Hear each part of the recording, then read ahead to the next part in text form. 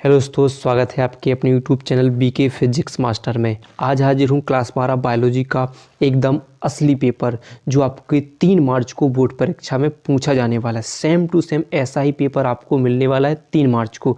तो वीडियो बहुत इंपॉर्टेंट है, फटाफट देख लीजिएगा, नहीं तो बाद में पछताओगे। बहुत इंपॉर्टेंट वीडियो है, पसंद आए तो लाइक कीजिएगा, ज़्यादा से ज़्यादा हो सके शेयर कीजिएगा, नए हो तो सब्सक्राइब जरूर कीजिएगा। तो आइए आज इस पेपर को पूरा का पूरा सॉल्व कर लेते हैं, जिससे आपको 3 मार्च में आसानी होगी पेपर को सॉल्व करने में, क्योंकि सेम टू सेम पेपर आने वाला है। तो वीडियो को अंत तक जरूर देख लीजिएगा। तो आइए स्टार्ट करते हैं, ठीक है। तो यहाँ पर देखेंगे बोर्ड परीक्षा यानी क्या हुआ 2025 जीव विज्ञान का पेपर है। पूर्णांक 70 अंक, 3 घंटे 15 मिनट पढ़ने के लिए मिलेंगे। बाकी आपको कुछ निर्देश होंगे। इसमें प्रारंभ में 15 मिनट परीक्षार्थी को प्रश्न पत्र पढ़ने के लिए निर्धारित हैं। सभी प्रश्न अनिवार्य हैं। आवश्यकता अनुसार अपने उत्तरों की पुष्टि क्या होगा नामांकित रेखा चित्रों द्वारा कीजिए। वो सभी प्रश्नों के अंक उनके सम्मुख अंकित हैं, ये सब यहाँ पर दिखे होंगे। देखिए सबसे पहला जो आपको प्रश्न मिलेगा यानी बहुविकल्पीय प्रश्न होगी। सेम टू सेम ऐसा ही होगा, बिल्कुल यहाँ पर लिखे होंगे बहुविकल्पीय प्रश्न। और प्रश्न नंबर 1 में लिखा हुआ सही विकल्प चुनकर अपनी उत्तर पुस्तिका में लिखिए। और इसमें पहला प्रश्न होगा आपका भारतीय भ्रूण विज्ञान के जनक। 4 ऑप्शन है, sir Jagadish Chandra Bose, professor Panchanan Maheshwari, doctor Hargobind Khorana, doctor Birbal Sahni. तो आपका सही आंसर हो जाएगा प्रोफेसर पंचानन माहेश्वरी को भारतीय भ्रूण विज्ञान का जनक कहा जाता है। फिर अगला प्रश्न है वंशागति की इकाई है। ऑप्शन है गुणसूत्र, जीन प्रारूप, लक्षण प्रारूप या जीन। तो आपका सही आंसर होगा क्या होगा वंशागति की इकाई क्या होती है, जीन होते हैं। तैयार कीजिएगा, सेम टू सेम पेपर में आने वाला है, ऐसा ही बिल्कुल बनेगा। आपको यहाँ पर 4 विकल्प दिए होंगे हैं और चारों विकल्प के 4 ऑप्शन दिए होंगे। पहले देखिए गाय निम्नलिखित में से कौन सा रोग विषाणु के द्वारा उत्पन्न नहीं होता है, पोलियो, चेचक, एड्स या टीबी। तो सही आंसर होगा आपका टीबी, ठीक है। टीबी क्या होगा आपका सही आंसर हो जाएगा। फिर पारिस्थितिकी तंत्र में सम्मिलित भारतीय वैज्ञानिक हैं बीरबल साहनी, आर मिश्रा या राम उदायर या क्या होगा केसी मेहता। तो आपका सही आंसर हो जाएगा ऑप्शन नंबर 2 आर मिश्रा पारिस्थितिकी तंत्र से संबंधित भारतीय वैज्ञानिक हैं। फिर देखिए यहाँ से स्टार्ट होते हैं आपकी अति लघु, आप सबको एक एक नंबर के आपके विकल्प हो जाएंगे। फिर अगला प्रश्न यहाँ पर आपको मिलेगा अति लघु वाला ऑप्शन, ठीक है, जिसमें आपके 5 प्रश्न होंगे और प्रत्येक प्रश्न 1 अंक के होंगे। देखिए तो पहला प्रश्न है कि उस एंजाइम का नाम लिखिए जो डीएनए अणु को खंडों में तोड़ता है। तो इसका सही आंसर हो जाएगा प्रतिबंधन एंडोन्यूक्लियेज एंजाइम होता है जो डीएनए को विशिष्ट खंडों में तोड़ने का काम करता है। यानी आपका देखिए यहाँ पर मैंने कुछ हर्ज किए, तो क्या होगा प्रतिबंधन एंडोन्यूक्लियेज एंजाइम होता है जो डीएनए को विशिष्ट खंडों में तोड़ने का काम करता है और जोड़ने का काम करता है। तो लाइगेज क्या होता है, डीएनए लाइगेज क्या करता है, इसको जोड़ने का काम करता है। फिर देखिए फाइलेरिया रोग के कारक एवं वाहक के जंतु का वैज्ञानिक नाम बताइए। फाइलेरिया का कारक क्या होता है, यहाँ पर देखिए क्या होगा बुचेरिया वैनक्राफ्टी होगा, जिसे नेमिडोडा संका होगा। और उसका वाहक क्या होगा क्यूलेक्स मच्छर होता है, वाहक क्या होता है क्यूलेक्स मच्छर, और कारक क्या होता है बुचेरिया वैनक्राफ्टी हो जाता है, याद रहेगा। फिर देखिए अगला प्रश्न है चरघातांकीय वृद्धि का समीकरण लिखिए। और इन प्रश्नों को तैयार कीजिएगा क्योंकि इंपॉर्टेंट प्रश्न है, इनको एक बार अच्छे तरीके से तैयार कर लीजिएगा। देखिए चरघातीय अंक की समीकरण क्या होगा आपका, तो एन टी बराबर N0 ERT हो जाएगा, जहाँ पर एन टी क्या होगा टी समय बाद जनसंख्या घनत्व होगा, N0 समय 0 पर जनसंख्या घनत्व होगा, आर क्या होगा प्राकृतिक वृद्धि की आंतरिक दर होगी, और ई प्राकृतिक लघुगणक का आधार होगा, ठीक है। फिर देखिए अगला है दोहरा निषेचन को परिभाषित कीजिए। 1 नंबर में पूछा जाए तो सिंपल सी थोड़ी सी परिभाषा लिखनी है, ठीक है। हमें क्या करना है कि किसमें होता है आवृतबीजी पौधों में। तो क्या आवृतबीजी पौधों में सब संयुग्मन तथा त्रिसंवेकन को सम्मिलित रूप से द्विनिषेचन कहा जाता है। क्या होगा आवृतबीजी पौधों में क्या होता है 2 बार क्रिया होती है, तो यानी क्या होती है एक बार द्विनिषेचन यानी क्या होगा संयुग्मन होता है और एक बार त्रिसंवेकन होता है। होता क्या है कि मान लीजिए कोई बात है, जैसे यहाँ पर होगी प्रतिमुख कोशिकाएं, यहाँ पर क्या होती हैं सहायक कोशिकाएं होती हैं। ये क्या हो ध्रुवीय केंद्रक होता है और ये सहायक कोशिकाएं होती हैं, ये क्या होता है अंडक होता है। जब कोई फिर नर युग्मक किसी परागनलिका से आते हैं तो यहाँ पर परागनलिका में 2 नर युग्मकों का निर्माण हो जाता है। पहला नर युग्मक क्या करता है अंडप श्लेषण करता है और द्विगुणित युग्मज बनाता है, जिसे क्या बोला जाता है, संयुग्मन कहा जाता है, जिसे ठीक है कहा जाता है। फिर दूसरा जो होता है नरयुग्मक विशेष द्वितीय यानी ध्रुवीय केंद्रकों से निषेचन करता है और त्रिगुणित युग्मज का निर्माण करता है, इसे हम त्रिसमीकरण कहते हैं। प्रकार निषेचन की क्रिया कितनी होगी, 2 बार होगी, तो इस क्रिया को दोहरा निषेचन कहा जाता है। ठीक है, तो SG नवासचन ने इसकी खोज की थी, फ्रिटिलिया तथा लिलियम के पादप ने इसकी खोज की थी। ठीक है, फिर देखिए परजीवी जंतु क्या होते हैं, तो आप देख सकते हैं कि ऐसे जंतु जिनकी DNA में जानबूझकर प्रायोगिक तरीके से बाह्य जीन समावेशित किए होती है और वह अपने लक्षणों के साथ उस जीन के लक्षण को प्रदर्शित करते हैं। क्या होता है, ऐसे जीन जिनके DNA में जानबूझकर कोई दूसरे यानी दूसरे जीन को समावेशित कर देते हैं और फिर क्या होता है, वह अपने लक्षणों के साथ साथ उस जीन के भी लक्षण को प्रदर्शित करता है, वे क्या कहलाते हैं, परजीवी जंतु कहलाते हैं। फिर देखिए अगला प्रश्न है कॉर्पस ल्यूटियम क्या है और टिप्पणी लिखिए, यानी यहाँ पर आपके लघुत्तरीय सबसे ज़्यादा प्रश्न लघुत्तरीय वाले पूछे जाने वाले हैं। ठीक है, तो 2 अंक वाले और 3 अंक वाले। ठीक है, तो देखिए यहाँ से लघुत्तरीय 1 होगा जिसमें प्रत्येक प्रश्न 2 अंक का होगा। तो यहाँ पर देखिए कॉर्पस ल्यूटियम क्या है, टिप्पणी लिखिए। तो कॉर्पस ल्यूटियम आप देख सकते हो प्रश्न नंबर 3 का है, तो क्या होती है, अंडोत्सर्ग के बाद स्फुटिका की कोशिकाएं केंद्रक में जमा हुए रुधिर के थक्के की ओर बढ़कर एक अंतःस्रावी ग्रंथि संरचना पीतपिंड बना लेती हैं, जो गर्भावधि यानी गर्भावधि के द्वारा पूर्ण होने तक बनी रहती हैं तथा कुछ हार्मोन्स का निर्माण करती हैं। यह अंतराली कोशिकाओं से बनी बड़ी बड़ी पीली कोशिकाओं से बनी संरचना होती है। ठीक है, यह निषेचन होने की दशा में हार्मोन स्रावित करता है, जिससे क्या होता है, मासिक धर्म रोका जा सके। यदि अंडाणु का निषेचन नहीं हुआ तो यह धीरे धीरे नष्ट हो जाता है, इससे पूर्व यह श्वेत पिंड के रूप में बदल जाती है। इस प्रकार आप लिख सकते हो। फिर देखिए अब चलते हैं अगले प्रश्न की तरफ, जो कि है यहाँ से देखिए निभागीय निषेचन का नामांकित चित्र बनाइए। तो आइए समझते हैं इसके लिए। तो यहाँ पर देखिए क्या है कि निभागीय निषेचन का नामांकित चित्र बनाइए। प्रश्न 2018 में पूछा जा चुका है, 2020 में भी पूछा जा चुका है।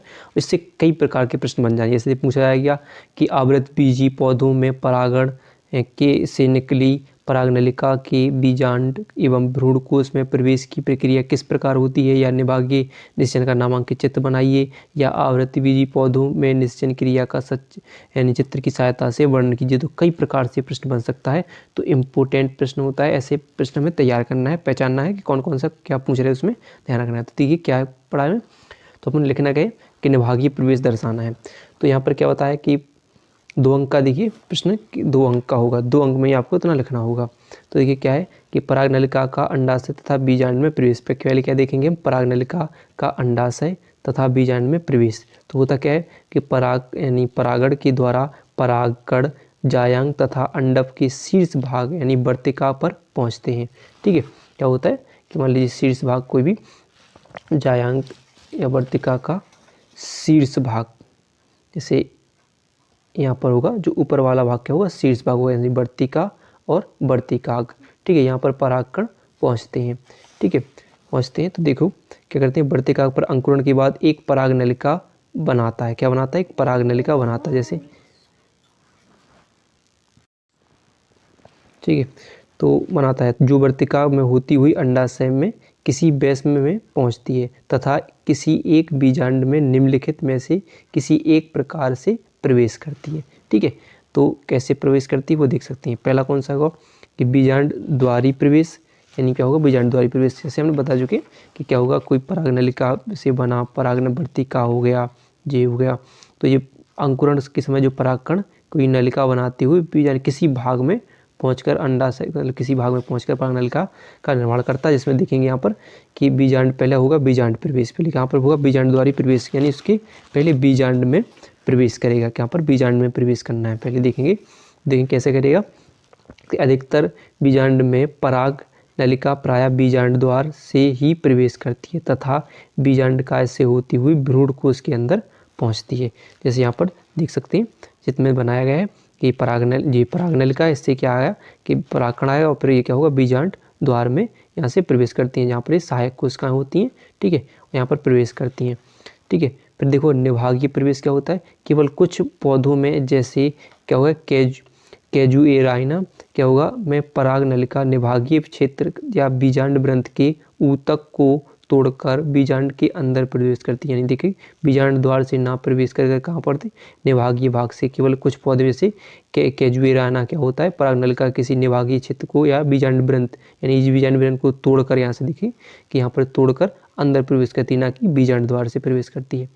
ठीक है, तो ये क्या कहलाता है, निभागीय प्रवेश कहलाता है। फिर ऐसे तीसरा होगा कि अध्यारोपण प्रवेश। कभी कभी जैसे कुकुरबिट्टा में पराग नलिका बीजांड के अध्यारोपण को तोड़कर क्या करती है, बीजांड के अंदर प्रवेश करती है। यानी क्या होगा, बीजांड के ऊपरी भाग यानी अध्यारोपण को तोड़कर उनके बाद वो सीधे डायरेक्ट क्या करती है, बीजांड ग्रंथ में प्रवेश कर जाती है, यानी बीजांड के अंदर प्रवेश करती है। तो इस प्रकार उसमें निभागीय प्रवेश आपको लिख देना है। अगर थोड़ा सा और लिखना होगा कि पराग नलिका जब बीजांड काय में आ जाती है तो इसका भ्रूणकोश में प्रवेश प्रायः बीजांड द्वार वाले सिरे की ओर से होता है। क्या से, यहाँ पर होता है बीजांड द्वार वाले सिरे की ओर से क्या होता है, इसका प्रवेश होता है। ठीक है, भ्रूणकोश में इस ओर की सामान्य यानी इस ओर ही सामान्यता अंड उपकरण भी होता है। तो जैसे मैंने बताया कि यहाँ पर क्या होगा, ये अंड उपकरण यहाँ पर ही होता है और उसमें ये क्या होता है, ध्रुवीय केंद्रक होते हैं।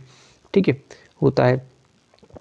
अधिकतर ऐसे प्रवेश में पराग नलिका एवं एक सहायक कोशिका तथा अंडक कोशिका के बीच से होकर या कभी कभी सहायक कोशिका को तोड़ते हुए क्या होती है, जैसे यहाँ पर लिखिए तोड़ते हुए निकलती है। इसके पश्चात इसका अग्रसिरा फूलकर फट जाता है और क्या होता है, अब नलिका केंद्रक नष्ट हो चुका होता है तथा इन दोनों नर केंद्रक कोशिका द्रव तथा साथ भ्रूणकोश में मुक्त कर दिए जाते हैं। दोनों क्या होते हैं, कोशिका द्रव में मुक्त कर दिए जाते हैं। सिंपल बात कि यहाँ पर क्या होगा, हमने बताया जैसे कि जब भी आएंगी तो यहाँ पर होंगी अंडक और सहायक कोशिका को में से होते हुए प्रवेश करेंगे, यहाँ पर फूल कर फट जाते हैं और क्या करते हैं, यहाँ पर जैसे हम बताया कि मुक्त हो जाते हैं और फूल कर नुकसान जाते हैं और नायक और क्या होते हैं कि नर केंद्रकों द्वारा कोशिका द्रव के साथ साथ भ्रूणकोश में मुक्त कर दिए जाते हैं। ठीक है, ऐसा आपको लिख देना है। ठीक है, इतना आपको लिख देना है उसमें।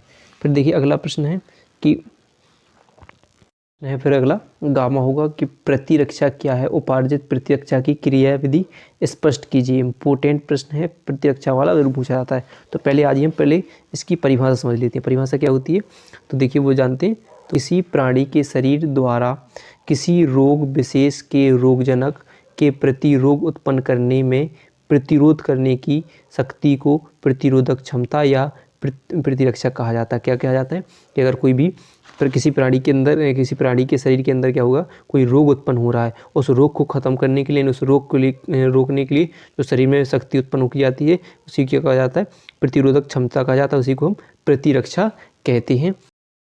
और ये दो प्रकार की होती है, एक तो सहज यानी जन्मजात और एक उपार्जित। देखिए सहज तथा निष्क्रिय प्रतिरक्षा तंत्र पर टिप्पणी, सहज या उपार्जित। तो सहज क्या होती है वो समझते हैं, फिर उपार्जित।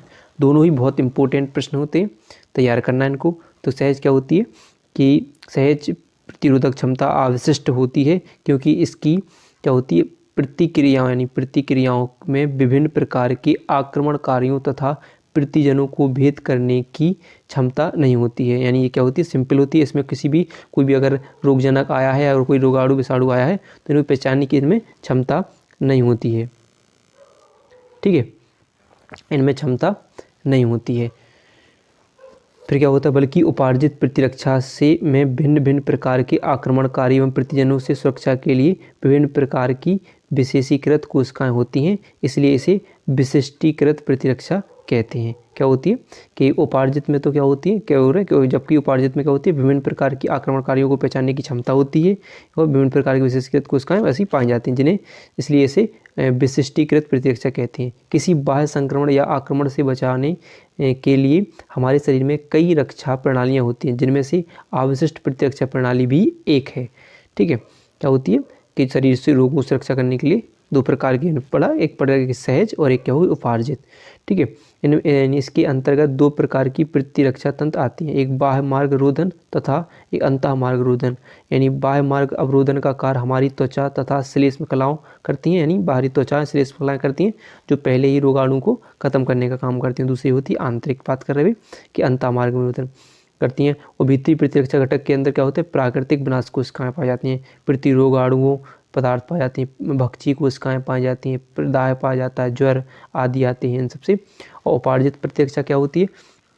तो उपार्जित प्रतिरक्षा से अनेक रोगों के प्रभाव से बचा जा सकता है। कुछ रोगों का तो वो वास्तव में क्या होता है, वास्तव में कोई विशेष इलाज नहीं होता, वे अपने समय में स्वतः ही स्वस्थ शरीर क्या होती है, अपने समय में स्वस्थ शरीर को अति दुर्बल बनाकर समाप्त करती हैं, यानी समाप्त होते हैं। इन रोगों से केवल बचाव के ही मार्ग होते हैं। बचाव प्रतिरक्षा अर्जित करके आसानी से किया जा सकता है। प्रायः कहा भी जाता है कि रोगों के इलाज से अच्छा बचाव है। तो वही बात कर रहे हैं कि किसी भी रोग का इलाज, ऐसे कई रोग हैं जिनका इलाज नहीं है, लेकिन उनसे बचने के लिए क्या कहा जाता है, शरीर में प्रतिरक्षा बनाओ, यानी इम्यूनिटी को बढ़ाओ, जिससे क्या होता है कि ना तो वो रोग रहेगा और ना उससे कैसे में कोई इलाज की ज़रूरत पड़ेगी, अपने आप वो सब ठीक हो जाएंगे। तो वही बात कह रहे हैं कि रोग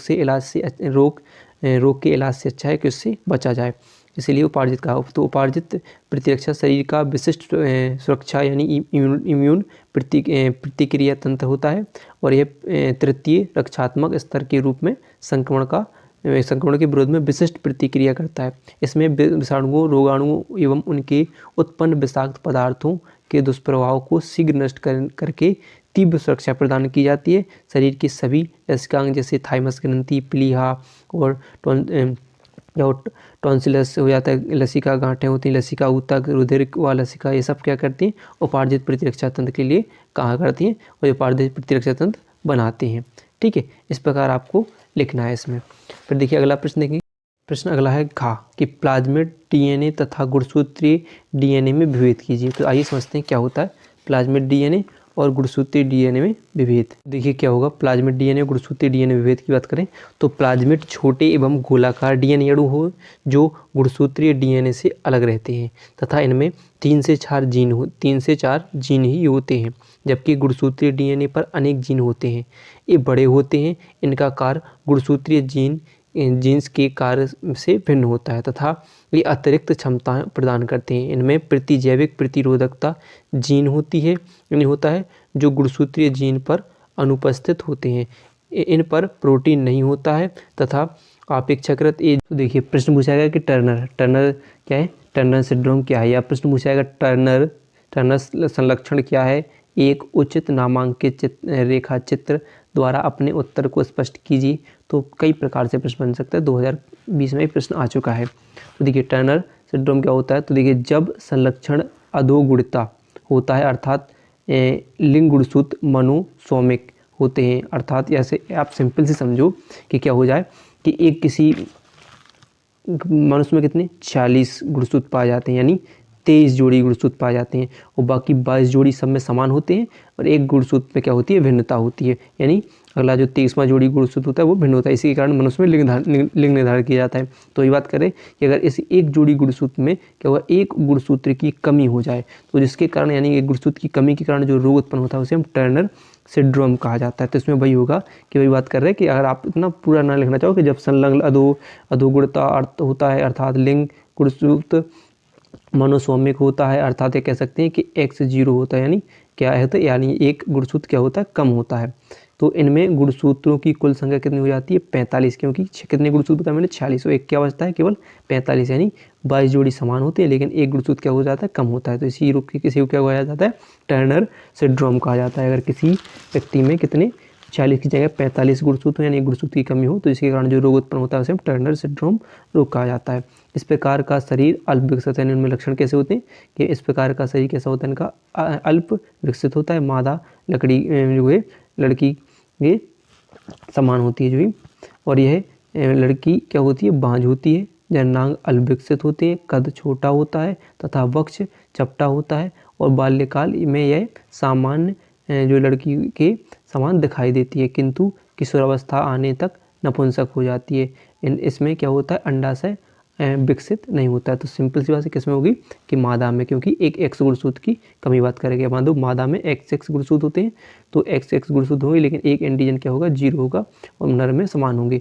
तो ये बात करें कि मादा में सबसे ज़्यादा लक्षण देखने को एक्स गुणसूत्र से प्रभावित होगा, तो इसे टर्नर सिंड्रोम रोग कहेंगे। अगर एक गुणसूत्र अधिकता हो जाता है, देखो ये बता रहे इसमें क्लाइनफिल्टर सिंड्रोम कहा जाता है। तो क्या होता है, इसको आरेख बना लेना है, ऐसा लिख लेना है। अगले प्रश्न की तरफ चलते हैं। यहाँ से प्रश्न होंगे आपके लघु उत्तरीय सेकंड वाले स्टार्ट हो। प्रत्येक प्रश्न कितने अंक का होगा, यहाँ पर आप देखेंगे 3 अंक का होगा, जिसमें पहला प्रश्न ही जो टर्नर सिंड्रोम हमने पढ़ चुका है। इसके बाद क्लाइनफिल्टर सिंड्रोम क्या है, किसे कहते हैं, कैसे बनते हैं, ऐसे मनुष्य जिनमें यह उपस्थित होता है उसके लक्षण लिखना है। तो आइए समझते हैं इसको कैसे समझते हैं। ये समझते हैं क्या होगा, क्लाइनफिल्टर सिंड्रोम किसे कहते हैं, यह कैसे बनते हैं, ऐसे मनुष्य जिनमें यह उपस्थित होता है, ये लक्षण कैसे दिखाई देंगे। यह प्रश्न पूछा जाएगा क्लाइनफिल्टर सिंड्रोम के बारे में समझाइए। तो क्या होता है, अभी मैं बता चुका हूँ कि इसमें एक गुणसूत्र अधिक हो जाए, यानी 22 जोड़ी समान हो, प्लस क्या हो जाए, एक गुणसूत्र की अधिकता इसमें हो जाए, तो क्या कहलाता है, जो आपका क्लाइनफिल्टर सिंड्रोम कहलाता है। देखो यह स्थिति क्लाइनफिल्टर संलक्षण कहलाती है। कब कहलाती है, कि यह लिंग गुणसूत्र की अधिगुणता यानी अधिगुणता के कारण होता है, अर्थात इनमें लिंग गुणसूत्र की ट्राइसोमी पाई जाती है तथा कुल गुणसूत्रों की संख्या कितनी हो जाती है, 47 हो जाती है। इनमें गुणसूत्रों की संख्या को इस प्रकार प्रदर्शित किया जाता है, जैसे कि 22 जोड़ी समान होंगे ऑटोसोम्स, और क्या होगा, एक एक्स गुणसूत्र, यानी यहाँ पर एक एक्स जो एक्स गुणसूत्र की अधिकता होगा, यानी कि जो इससे कौन प्रभाव, उसे हमने पढ़ा था कि टर्नर सिंड्रोम में जो लड़की यानी मादा प्रभावित होती है, इसमें जो लड़का यानी लड़के प्रभावित होते हैं, इससे 47 गुणसूत्र ज़्यादा नहीं। इस प्रकार के संलक्षण में वृषण अल्पविकसित होता है, किसमें होता है, नर की बात कर रहे हैं, तो वृषण अल्पविकसित रह जाते हैं तथा स्त्रियों के समान स्तन विकसित हो जाते हैं। ठीक है, क्या होते हैं, स्त्रियों के समान जैसे क्या आ जाते हैं, उनमें स्तन आ जाते हैं। तो इनके शरीर पर बालों की कमी होती है, यद्यपि वाई गुणसूत्र की उपस्थिति के कारण ये पुरुष होते हैं, किंतु XX गुणसूत्रों की उपस्थिति में इनमें स्त्री जैसे लक्षण भी उत्पन्न कर दिए जाते हैं। ये नपुंसक होते हैं तथा इन्हें जो क्या होता है, गायनेकोमेस्टिया कहते हैं। कभी कभी इस प्रकार के संलक्षण में X गुणसूत्रों की संख्या 2 से भी अधिक हो जाती है। यहाँ पर देखिए 3, 4, 5 भी हो सकती है। कभी कभी इनमें Y गुणसूत्र नहीं होता है, अर्थात ये XX ही हो सकती हैं। इस प्रकार के परिवर्तनों में लिंग गुणसूत्र XYY संलक्षण में भी हो सकता है, यद्यपि Y गुणसूत्र वाले अर्थात XYY वाले संलक्षण स्वभाव में अति नर होते हैं। ये लंबे बुद्ध, अति कामुक तथा गुस्से वाले होते हैं। इस प्रकार के XX संलक्षण वाली स्त्रियां अति मादाएं, बुद्ध किंतु बांझ होती हैं। तो इस प्रकार आप याद कर सकते हो उसे। अगला प्रश्न देखते हैं। देखिए अगला प्रश्न है, मानव जीनोम प्रोजेक्ट पर टिप्पणी लिखिए। देखिए अब यहाँ से जो मैं प्रश्न बता रहा हूँ आपको तैयार करना है, आप देख लेना। इसके बाद नेक्स्ट वीडियो में हम इन प्रश्नों को तैयार करा देंगे, तो आपको पहले जो मैं यहाँ पर प्रश्न बताने वाला हूँ उनको आप अच्छे तरीके से तैयार कर लीजिएगा। देखिए मानव जीनोम प्रोजेक्ट पर टिप्पणी लिखिए, इंपॉर्टेंट है। फिर जैव उर्वरक क्या है, कृषि क्या होगा, कृषि में इनका क्या महत्व है, सबसे इंपॉर्टेंट प्रश्न बनता है, वेरी इंपॉर्टेंट प्रश्न है, जैव उर्वरक पढ़ लेना है। फिर देखिए मलेरिया परजीवी के जीवन चक्र का स्वच्छ नामांकित चित्र बनाइए। मलेरिया परजीवी के जीवन चक्र का और इनके बारे में लिखिए, मलेरिया होता कैसे है, इसका संक्रमण क्या होता है, वाहक कौन होता है, कारक कौन होता है, याद रखना है। फिर बायोरिएक्टर बहुत इंपॉर्टेंट प्रश्न है, बायोरिएक्टर याद करना है। बायोरिएक्टर किसकी, और चिकित्सीय क्या होगा, गर्भ समापन पर टिप्पणी लिखिए। चिकित्सीय गर्भ समापन पर टिप्पणी लिखने के आता है। इनसे प्रश्न जरूर बढ़ते हैं कि जो मानव स्वास्थ्य वाला रोग और जो लिंग रोग होते हैं जितने भी, और जो आपका जनन वाला चैप्टर है उससे प्रश्न जरूर बनते हैं। तो यहाँ पर देखिए चिकित्सीय गर्भ समापन पर संक्षिप्त टिप्पणी लिखने के लिए आइए। फिर DNA अंगुली छापन या DNA फिंगरप्रिंटिंग पर टिप्पणी बहुत इंपॉर्टेंट प्रश्न है, इसको तैयार कर लीजिएगा, नेक्स्ट वीडियो हम कराएंगे। फिर होता है प्रतिबंधन एंजाइम पर टिप्पणी लिखिए। हमने पढ़ा कि प्रतिबंधन एंडोन्यूक्लियस एंजाइम की सहायता से क्या करता है, DNA को विभिन्न खंडों में तोड़ने का काम करता है। इसी पर टिप्पणी लिखने के लिए आएगी, इंपॉर्टेंट प्रश्न तैयार करना है। फिर क्या है, खाद्य श्रृंखला का सचित्र वर्णन करना है, खाद्य श्रृंखला का वर्णन करना है। तो यहाँ पर देखिए 3-3 अंक के प्रश्न होंगे।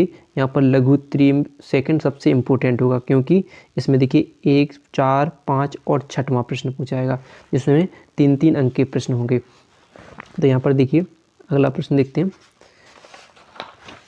यहाँ पर भी 5 प्रश्न पूछे जाएंगे, प्रत्येक प्रश्न में 4, 5, 6 वाले में।